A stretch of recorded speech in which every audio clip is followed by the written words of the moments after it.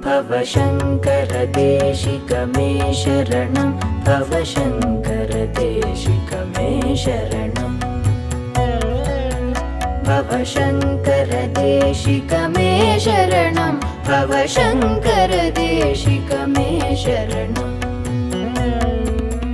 विदिताखिल शास्त्र सुधा जलधे, महितोपनिषत् कथितार्थनिधे, हृदये कलये विमलं शरणं, भव शंकर देशिक मे शरणं,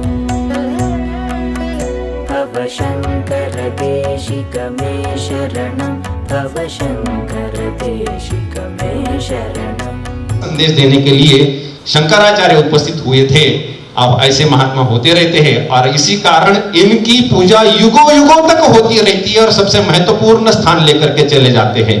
राजा महाराजा इंजीनियर क्षमा करें वैद्य आदि इनकी अपने अपने सीमित दायरे में सब स्थान है, तथापि सबसे ऊपर जाकर के इन लोगों का महत्व बनता है।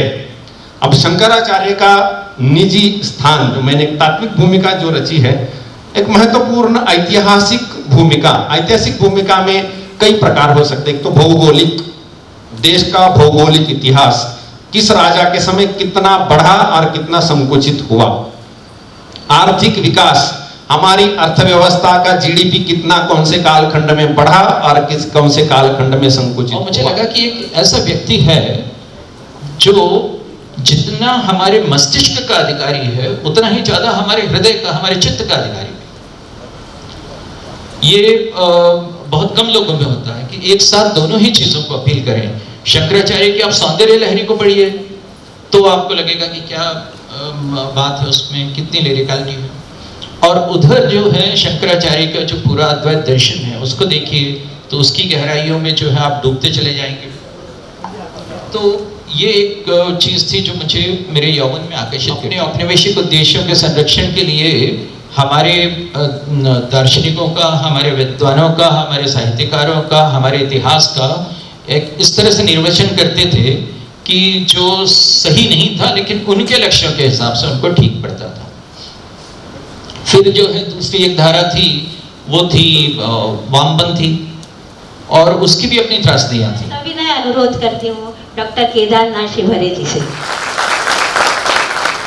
संन्यास माँ कभी नहीं दे सकती क्योंकि माँ ममता होती है और जहाँ ममता होती है वहाँ संन्यास पैदा हो ही नहीं सकता। जहाँ मोह होता है वहाँ संन्यास पैदा हो ही नहीं सकता। लेकिन उनने संन्यास धारण किया, वो पैदल चलकर उज्जैन आए, उज्जैन से ओंकारेश्वर आए और अपने गुरु को प्राप्त किया। उसके बाद वो सारे संसार में भ्रमण करते रहे। मैं एक बात आपसे पूछूं, 2000 साल पहले शंकराचार्य हुए थे, तब उन्होंने माँ से बोला था मुझे सन्यास दे दो। क्या आज के जमाने में कोई युवक बोलेगा माँ मुझे सन्यास दे दो? मैं आप लोगों से पूछता हूं क्या ये संभव है? कोई पूछेगा? लेकिन मैं बताता हूं, ये भारत की धरा पर समय समय पर सनातन धर्म ने अपने शुद्ध धर्म का प्रकटीकरण किया है। चाहे वो राम के रूप में हो, कृष्ण के रूप में हो, पातंजलि के रूप में हो, गोरख के रूप में हो, कबीर के रूप में हो, सूर के रूप में हो, तुलसी के रूप में हो, रामकृष्ण परमहंस के रूप में हो, विवेकानंद के रूप में हो, शंकराचार्य के रूप में हो। हमेशा एक आंधी आई है और उस आंधी में सनातन धर्म फिर खड़ा हुआ, फिर सिद्ध हुआ, फिर पुरस्कृत हुआ, फिर आगे बढ़ा। और आज हमारे सामने वो दृष्टि। तस्यै सरस्वत्यै विमल ज्ञानमूर्तये यत्प्रसादात् विचित्रेयं लोकयात्रा प्रवर्तते। बाद शंकराचार्य जी की। शंकर शब्द का अर्थ आप जानते हैं। शंकर श्रम करोति जो संपूर्ण विश्व के दुख दर्द दूर करके सामान्य शांति की स्थापना करें। अभी योग बने, देश दर्शन में तो सब जाते हो, किंतु उस श्रृंगेरी मठ के भी दर्शन कर लो। वाक्य हैं, अयम आत्मा ब्रह्म, यह आत्मा ब्रह्म है। ये चार सिद्धांत ही आत्मा की उन समस्त जिज्ञासाओं का समाधान है। मठ अपने समूचे अर्थ में ऐसे शिक्षण संस्थान है जिसमें गुरु के द्वारा शिष्यों को शिक्षा प्रदान की जाती है। यह शिक्षा आध्यात्मिक, धार्मिक, सामाजिक, सांस्कृतिक सभी विषयों को केंद्रित करती हैं। भारतीय दृष्टि से यह राष्ट्रीय एकता है। एक स्थान से दूसरे स्थान की यात्रा करते हुए मार्ग से मिलने वाले अनुभव संसार की वृद्धि और उससे जीवन में सकारात्मक उन्नति इसके परिचायक है। विश्व के मानचित्र पर,